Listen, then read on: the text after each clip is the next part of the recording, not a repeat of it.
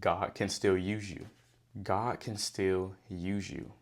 The things that you do on a regular day basis that sometimes you don't even have a conscience of, those things that you did and committed on yesterday, those acts you committed on yesterday, God can still use you. Bro, Jesus healed somebody who had leprosy, a skin disease. Bro was literally looking like a leopard. The lady was looking like a leopard. Healed a lame man. As a matter of fact, actually, I want to give you an example. Mark chapter 2, and let's go verse 15 through 17. Stay with me. And this is very, very special because I know some of y'all's attention spans aren't the longest. So I want you to lock in right now. Later, Levi, who is Matthew, invited Jesus and his disciples to his home as dinner guests, along with many tax collectors and other disreputable sinners. Disreputable sinners. Think about this. Jesus inviting sinners. That's kind of weird, right? You would think Jesus would want to keep good company. He would always want to keep healthy people around him, right? But that wasn't the case. There were many people of this kind among Jesus' followers.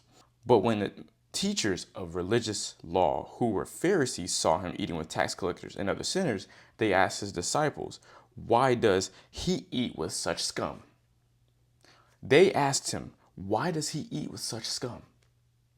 Why is he eating with sinners? Why is he hanging around sinners? Why is he even looking sinners in their eyes?" Verse 17, and I want you to listen to this because this is very, very specific. When Jesus heard this, he told them, "Healthy people don't need a doctor. Sick people do. I have come to call not those who think they are righteous, but those who know they are sinners." See, I think that's so special.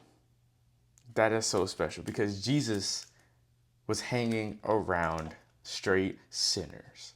He was hanging around people who were committing adultery, who were robbing people, who were stealing on people, who were sinning against the Lord's commands. I think it's so comparable to how we live. I think it's so special to how we live on a regular day basis because of the fact that we sin every day, but God still allows us to, have grace. He still gives us grace through his son. But not only that, through his love for us, he wants to heal us. He wants to take care of us. He wants to nurture us, even when we're at our lowest state, even when we don't realize we are making mistakes. I think the key thing about this verse is that healthy people don't need a doctor. Sick people do, right? Sick, quote unquote, individuals need healing. A lot of us, maybe we came from a bad background. Maybe we came from an unhealthy, toxic family. Maybe we came from a broken household. Maybe we came from a hurtful, abusive household. But one thing I do know is that Jesus healed people who didn't even believe he was who he said he was. Jesus still told these people, "Follow me." Jesus still told these people, "Follow me." As a matter of fact, drop everything you're doing and follow me. That's special. I don't know another definition of love, bro. If God isn't love, I don't know what is. Like, he was willing to be around people who hated him. These same people that hated him, the same people he healed, were the same people that sacrificed him on the cross. And still ask God, "Lord, forgive them, for they don't know what they're doing." It's so crazy because we wouldn't even have the thought to forgive someone who continues to do us dirty.